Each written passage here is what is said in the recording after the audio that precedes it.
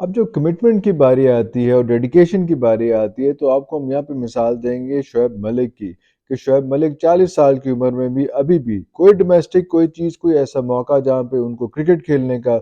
Chance मिले वो chance नहीं छोड़ते हैं। सारी कमिटमेंट्स अपनी छोड़ देते हैं लेकिन ये वाला काम जो है वो नहीं छोड़ते हैं। अभी भी डोमेस्टिक में जो अभी T20 सीरीज हो रही है वहाँ पे खेल रहे हैं, अच्छा परफॉर्म कर रहे हैं। इसके साथ साथ अहमद शहजाद जो है उनको पता चला था कि किसी चैनल से बहुत अच्छी भारी ऑफर हो रही थी कि वहाँ पे आके बैठ के वो अभी एग्जिस्टिंग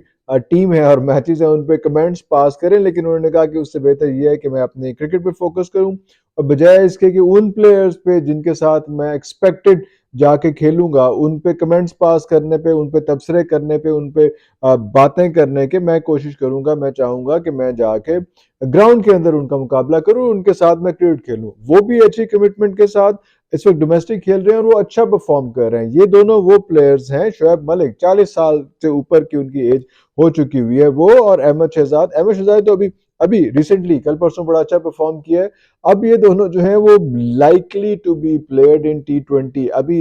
आप ये देख लें कि बहुत बड़ा चांस बन रहा है कि ये दोनों प्लेयर्स T20 के लिए वापस आ जाएंगे। हो सकता है कि साउथ इसके बाद जो उसकी न्यूजीलैंड की सीरीज है, न्यूजीलैंड की सीरीज में शायद वो जो ऑस्ट्रेलिया के फौरन बाद है जो T20 की सीरीज है वहां पे शायद ये लोग किस्मत आजमाई के लिए पहुंच जाएं। अब यही सिचुएशन चल रही थी इमाद वसीम की, कि इमाद वसीम से भी हम ये एक्सपेक्ट कर रहे थे कि थोड़ा सा सब्र कर लें। जो बुरा वक्त था, जो उनके लिए बुरा वक्त था, जो अच्छा टाइम नहीं था और टीम में उनकी जगह नहीं बन पा रही थी, व्हाट्सोएवर रीजंस, वो बहुत सारी रीजंस निकल सकती हैं। कुछ लोगों ने ये भी कहा कि एक ये मसला भी आया था कि इमाद वसीम के साथ ये कमिटमेंट हो रही थी कि जैसे ही वापस आएंगे तो उनको कैप्टन बना देंगे। तो उनको कैप्टन बनाने की बजाय एक साइड पे जो है वो उसको ये शान मसूद को कैप्टन बना दिया गया, और उसके बाद T20 के लिए या वाइट बॉल के लिए शाहीन शाह अफरीदी को कैप्टन बना दिया गया, और इनको वाइस कैप्टन का भी वो नहीं कोई टाइटल मिला, कोई ऐसी चीज नहीं मिली, जिसकी वजह से वो इतने अपसेट हो गए, इतने परेशान हो गए और इतने बददिल हो गए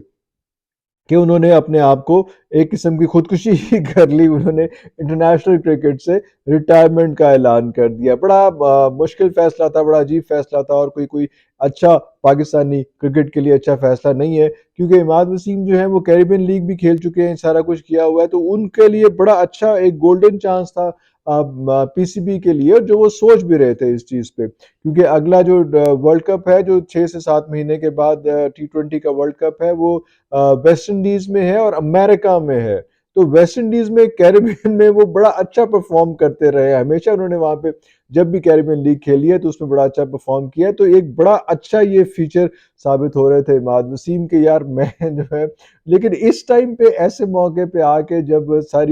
सब लोग उन पे नजरें जमाए हुए हैं, हफीज उन पे नजरें जमाए हुए हैं, वहाब रियाज उन पे नजरें जमाए हुए हैं, तो ऐसे मौके पे बिल्कुल एक क्या कहते हैं वो, एक सांस की तरह रुस जाना, रुस के बैठ जाना कि मैं नहीं खेलना, तय नहीं करना, तो ये कोई अच्छा टाइम और अच्छा डिसीजन नहीं था। It was very much in bad taste के इस मौके पे इस किस्म की हरकत इमाद वसीम करें। बड़ा चाइल्डिश डिसीजन था। कुछ लोगों ने इसके बारे में ये भी कमेंट पास किया कि इससे पहले जिस चैनल में वो पूरा वर्ल्ड कप और एशिया कप उन्होंने किया, तो उसमें इनके साथ, इमाद वसीम के साथ एक और प्लेयर भी थे जो कि मोहम्मद आमिर थे। मोहम्मद आमिर का भी पीसीबी के साथ, बोर्ड के साथ यही फटा रहा, और मोहम्मद आमिर ने भी रिटायरमेंट का जल्दी ऐलान कर दिया था। और 2-3 बारी ऐसी सिचुएशन क्रिएट हुई कि मोहम्मद आमिर के बारे में जब जो मैनेजमेंट है उसके साथ क्वेश्चन हुआ तो उन्होंने कहा कि जी मोहम्मद आमिर रिटायरमेंट ले चुके हैं, अब एक बंदा रिटायरमेंट ले चुका है तो हम उसके बारे में क्या कह सकते हैं। या तो वो रिटायरमेंट वापस ले, या तो रिटायरमेंट से जो है वो अपने आप को दस्तबरदार करो, कहते नहीं मैं रिटायरमेंट में वापस ले तो मैं दोबारा अवेलेबल हूँ, तो फिर तो आगे बात चल सकती है। लेकिन इस तरह तो नहीं कि वो एक बंदे रिटायरमेंट अनाउंस कर दिए खुद ही से, और हम उसको कहें कि जनाब आ जाएं आप ज़रूर हमारी तरफ से और वो इस मुल्क को रिप्रेजेंट करें। ये वही बात बन रही है जो उसमें चीफ सेलेक्टर साहब ने कहा था अपने पहले इंटरव्यू में कि जनाब हम उन लोगों को प्रेफरेंस देंगे जो इस मुल्क से खेलने को अपना अव्वलीन फ़र्ज समझते हैं। जो प्लेयर्स ऐसी हरकत नहीं करेंगे, जो प्लेयर्स ऐसे काम नहीं करेंगे, जो प्लेयर्स ऐसी बात नहीं करेंगे, उनसे माजत कर ली जाएगी। तो यही सिचुएशन शायद इमाद वसीम के साथ आ रही थी, जिस तरह से उनका कि T10 लीग के लिए वो खेलने की प्रेफ़रेंस कर रहे थे, लेकिन T10 लीग में उनका कोई एनओसी और उस चीज़ का मसला था, जो एनओसी शायद मिल ही जाता जब वो बहुत ज़्यादा इंसिस्ट करते, लेकिन जब आपको पीसीबी ने या किसी भी लीग ने आपको जो आपके साथ ये प्लान किया हुआ है कि आपने आगे पाकिस्तान को रिप्रेजेंट करना है और पाकिस्तान के लिए आपको उस डोमेस्टिक के सिस्टम में से निकल के आना है, ज़रूरी है ताकि बाकी सब प्लेयर्स आए। ये T20 का जो डोमेस्टिक रहा है ये बहुत बड़ा है, ये सिर्फ 5-6 टीमें नहीं, इतनी ज़्यादा टीमें। तो ये इस T20 के अंदर खेलने से बहुत से लोग फिल्टर होंगे, बहुत से लोग बाहर निकलेंगे, लेकिन अब इमाद वसीम ने जो भी फैसला किया हुआ, और जो मैं दोबारा से कह रहा हूँ कि वो आमिर के ज़ेर साया अगर रहेंगे मोहम्मद आमिर के, तो लोग यही कह रहे हैं कि वो मोहम्मद आमिर की बातों में आके शायद उन्होंने इस किस्म का जज्बाती किस्म का, नाराज़ किस्म का डिसीजन लिया, जो कोई वाइज़ डिसीजन नहीं लग रहा, और उन जैसे सोबर, उन जैसे डिसेंट बंदे से हम ऐसी बात कोई एक्सपेक्ट नहीं कर रहे थे। It was a big surprise for us. और दूसरा दूसरा सरप्राइज़ पीसीबी, ज़ाहिर बात है पीसीबी भी सरप्राइज़ दे रहा है। अब टी20 का सीज़न आ रहा है आगे, और टी20 का टूर्नामेंट भी, वर्ल्ड कप भी आना है और चीज़ें होनी है, और बहुत सारे मैचेस थे, जिस तरह आयरलैंड भी जाना है पाकिस्तान ने, इंग्लैंड भी जाना है, और इसी हवाले से जो है वो नीदरलैंड भी जाना था, और इससे पहले भी सीरीज़ है, और उसके बाद पीएसएल पूरे का पूरा जो है फरवरी में शुरू हो जाएगा, जो मार्च तक रहेगा। मार्च के फ़ौरन बाद जो है वो आपने न्यूजीलैंड की सीरीज़ है, उसके बाद यूरोप जाना है, वहाँ पे आयरलैंड भी है, और इंग्लैंड भी है, और नीदरलैंड भी था। और नीदरलैंड वाले जो 3 मैचेस थे वो आपने माइनस कर दिए कि जी वो नीदरलैंड के साथ हम नहीं खेल सकते। मैं दोबारा कहूँगा कि अभी भी मौका है, वैसे अब तो उन्होंने आपस में मिल-मिला के सारा कुछ, नीदरलैंड के क्रिकेट बोर्ड ने और सबने मिल-मिला के सारा कुछ ख़त्म ही कर दिया है। वरना ये बड़ा अच्छा मौका था कि कुछ प्लेयर्स, जो बाकी प्लेयर्स थे जो अभी फिट इन नहीं हो रहे थे, उनको वहाँ खिला के एक आप अपनी एक सेकंड लीग, एक बिल्कुल जो ए टीम कहा जाता है, वो ए टीम क्रिएट करें और उस ए टीम को आगे लेके चलते। ये समझ नहीं आ रही कि पीसीबी ने ऐसा डिसीजन, इस किस्म का डिसीजन क्यों ले लिया इस मौके पे। बड़ा अच्छा मौका था, बड़े अच्छे तरीके से इन लोगों को आगे लेके चला जा सकता था, और अपनी जो एक पूरा पाए होता है जो प्लेयर्स का, उस बड़ा अच्छा, बड़ा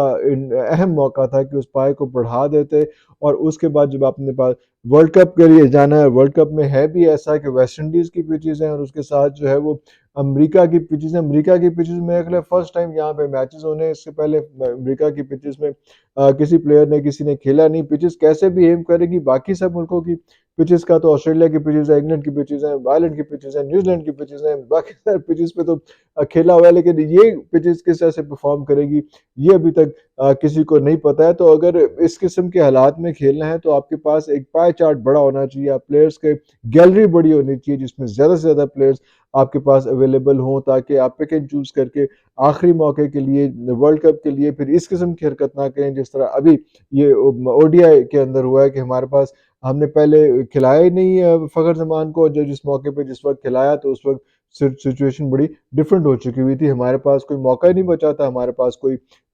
इस किस्म की ऑप्शन नहीं बची थी कि हम कुछ सर्वाइव कर सकते, और वही हुआ कि उसके बाद हम सर्वाइव नहीं कर सके। तो ऐसी चीज़ों से सीखना है हमें, और बेहतर तरीके से, बेहतर तौर पे परफ़ॉर्म करना है। अभी तक के लिए इतना ही। नेक्स्ट वीक वीलॉग तक के लिए इजाज़त दीजिए। पाकिस्तान ज़िंदाबाद।